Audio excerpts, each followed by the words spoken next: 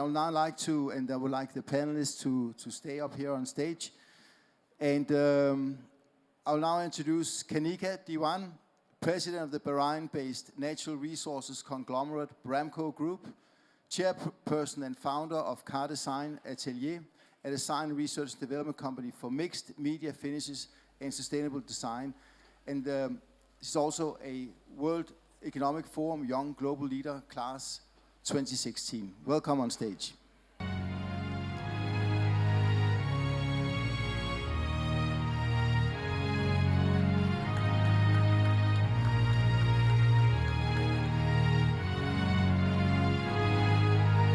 I'd like you to look at this video for a minute.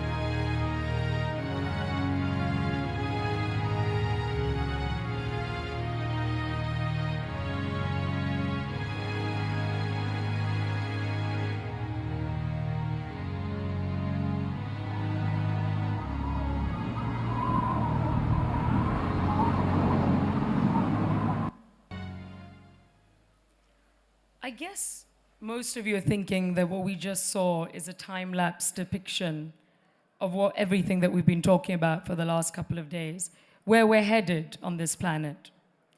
Well, you're partially right. It's where many, including Tesla and Boeing, want to go, where the US wants to give NASA around $20 billion to get to. But it's not where this planet is headed. It's a depiction, a supposed depiction, of Mars 40 billion years ago. It reminds me of a conversation that took place in the movie Interstellar between the professor and Cooper, the protagonist, for those of you who've not watched it. The professor says, "We must confront the reality that nothing in our solar system can help us." Cooper says, "Now you need to tell me what your plan is to save the world." Professor, "We're not meant to save the world. We're meant to leave it." So is that our plan? To invest on how to leave and rebuild another planet, which looks very much like where we are headed in any case? Is our plan to straddle between saving the world while big business and governments invest billions on how to leave, yet the UN continues to lobby on hope to save the Earth? To me, what we just saw looks like we've already been there. I mean, that we could have been on Mars and literally created what we're doing with Earth at the moment. It looks like the destruction that we're capable of. The good news is we're great builders. So we'll be able to build on any planet. We've been building the Earth, both laterally and vertically, efficiently using space per unit area. We've made amazing economic progress over the last 30 years, something that we pride ourselves on. We've made significant advancement in science and created disruption to give impetus to the fourth industrial revolution, which enables us to create smart cities. The once so-called developed world is developing so rapidly that India is shining. And in fact, in WEF India, a year before last, the opening line for India's growth was that 40 kilometers of highway are built per day, which means India's arrived, is shining, and has grown to the economic capabilities that the rest of the world should recognize. That's all we need. So let's imagine for a second, by 2020, the target for the SDGs, to make sure that 7 billion are actually working towards one of the SDGs being climate change. What if we're not when we're not there? We aren't where we're meant to be. Well, we'll be fine because we can rebuild on any other planet as we've been doing at some point. So why are we here today? Shouldn't we be concentrating on our efforts to leave, as the professor said? Man has lost the capacity to foresee and to forestall. He will end by destroying the earth. This was a statement made by Albert Schweitzer, French-German theologian, sometime at the turn of the 20th century. In my opinion, I would replace the word earth with any planet. While we think we're great innovators, the reality is that we're stuck in this vicious cycle of destruction. This has been proven right here on this planet. We've been growing and shrinking for eons. India used to be the sought-after country on the Silk Route. The Egyptian civilization was at the forefront of innovation as far as building, education, goods, and services. Now we witness a breakdown of sustainability, whether due to terrorism in Egypt or urban fragility in India. Delhi is now inhabitable with toxic levels of pollution. There's a reverse brain drain going on.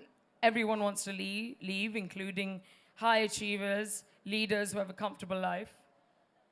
Carbon emissions are rising, which results in rising temperatures, rising health pandemics, some of which you just heard in the competition, mosquitoes, chikungunya, etc. The country is laden with high levels of migration, which occur due to the fight for resources, access to which we ourselves had generated in abundance since the birth of our civilization some 7,000 years ago after the end of the Ice Age. We will create the same cycle of destruction on any planet. So was the past 2 days that we spent here just a gathering to make us feel good and enjoy Paris? Is there any point to all this at all when we're just going to leave?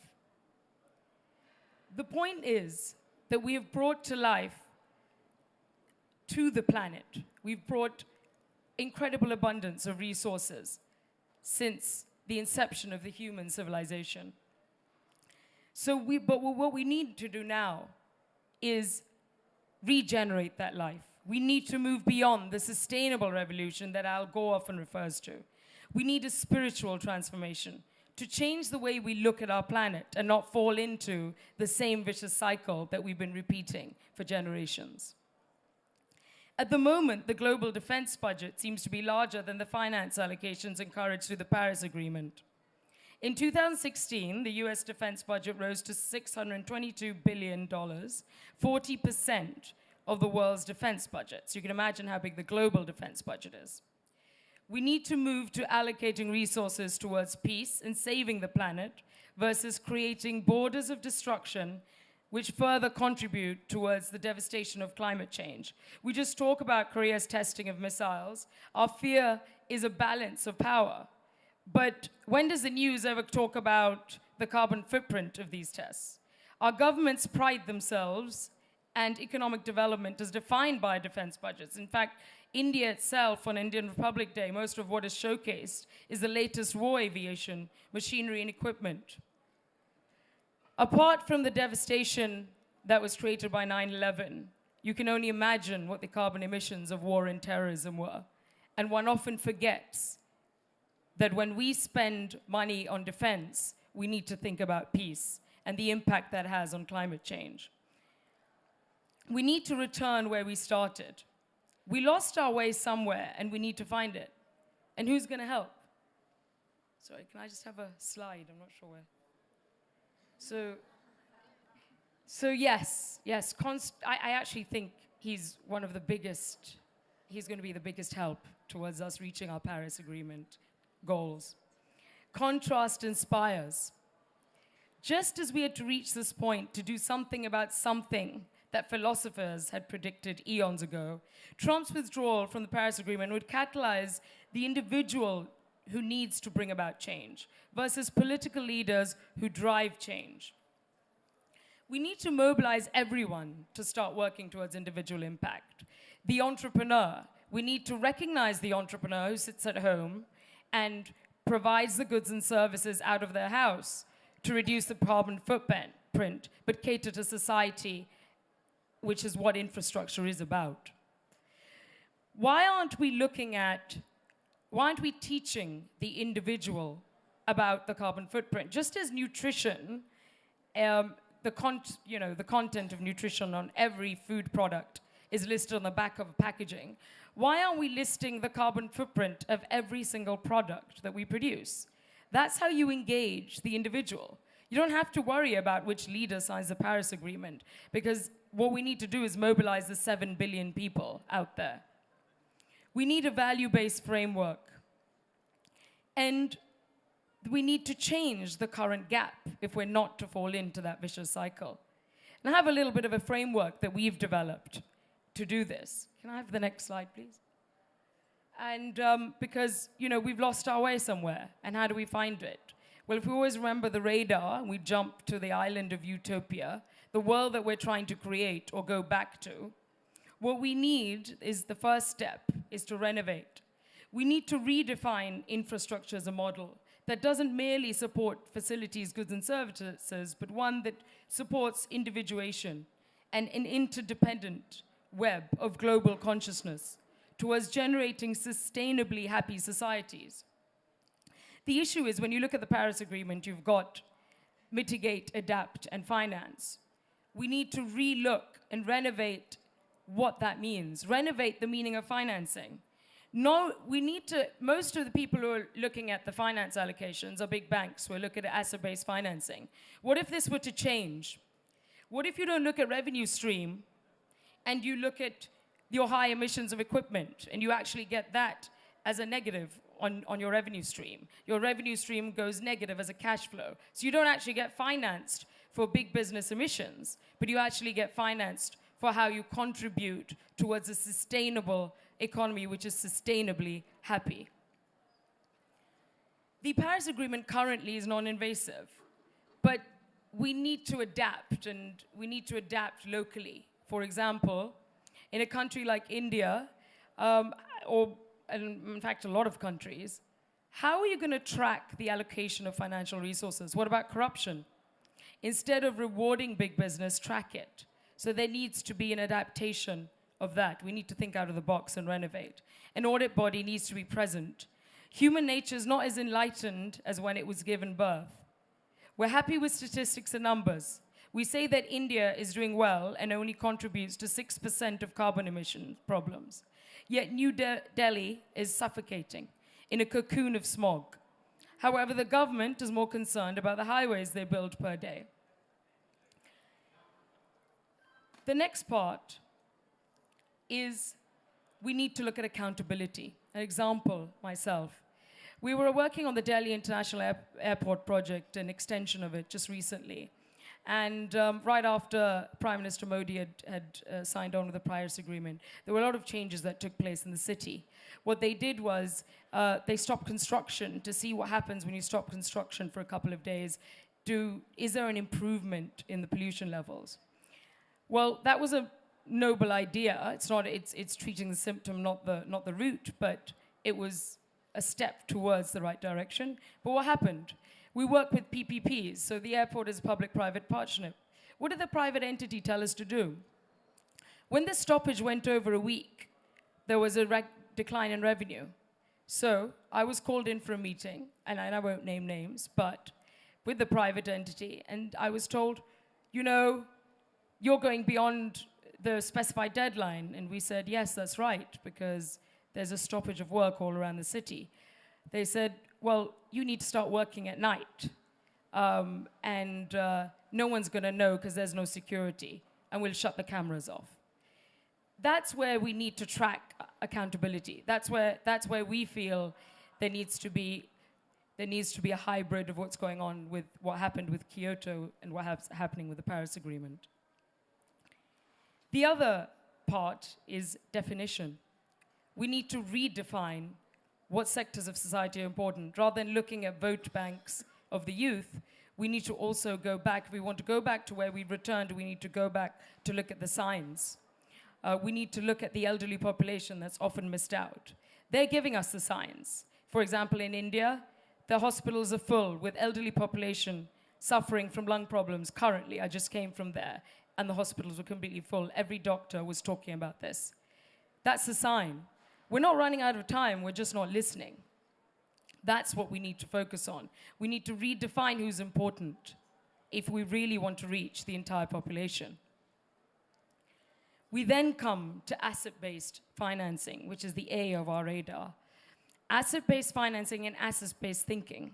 What we're doing about that, for example, is promote entrepreneurship to think on how we can innovate new models. For example, we're working on a model of sustainable happiness by creating villages, one in a developing world and one in the developed world, to work on the circular economy, but also look at every aspect of sustainability where each individual is contributing to the village.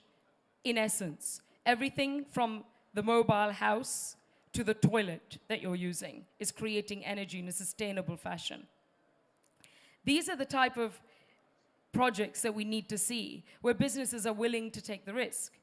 On the profit side of the business, we're looking at redesigning highways, where you're looking at filtration systems, so not just using barriers, sound barriers, just to eliminate sound, but also to trap pollution and carbon emissions. This is the type of innovation we need to look at when we're looking at asset-based financing and asset-based thinking. Finally, we need to renovate. We need to also look at our reward system.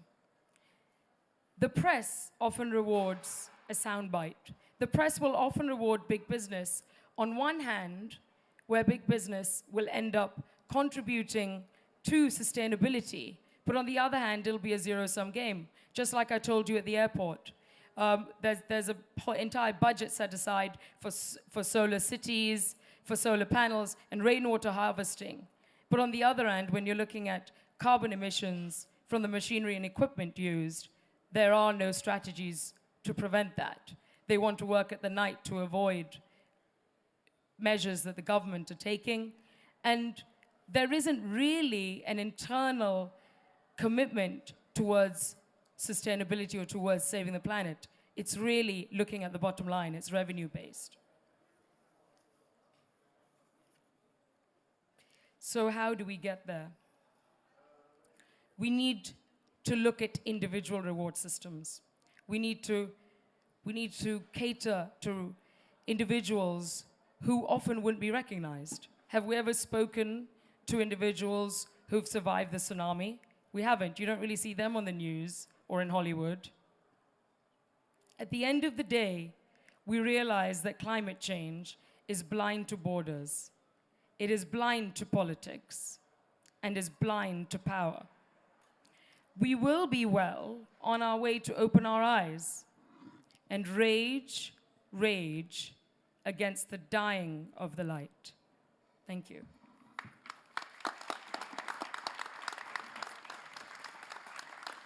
So thank you very much to Kanika Dewan for adding spirituality to our rationality and to the equation. And thank you to this fantastic panel for adding the civil society to the equation of business, government, and finance. Thank you very much. And before we end, I'll give the final word to Stephanie to say goodbye. And thank you to Stephanie for putting such a fantastic event together. Thank you, Kanika, to join us this evening. Thank you for your speech. It was amazing. Thank you for this. Je voudrais tous vous remercier une nouvelle fois et vous inviter à partager un verre de clôture d'événement, un verre de champagne qui vous attend dehors. Je voudrais aussi remercier l'ensemble de mon équipe qui est présente, je pense, ici et dehors et qui vous accueille. Remercier l'ensemble de l'équipe commerciale, marketing et technique qui a fait un travail de mercenaires, de résilients, parce que passer d'un événement type salon à un événement de networking comme celui-ci avec tout ce contenu, ça a aussi nécessité que nous, en interne, nous changions notre manière de travailler, de penser. Merci à tous et je vous souhaite une excellente fin de semaine et j'espère vous revoir très bientôt sur nos événements. À bientôt.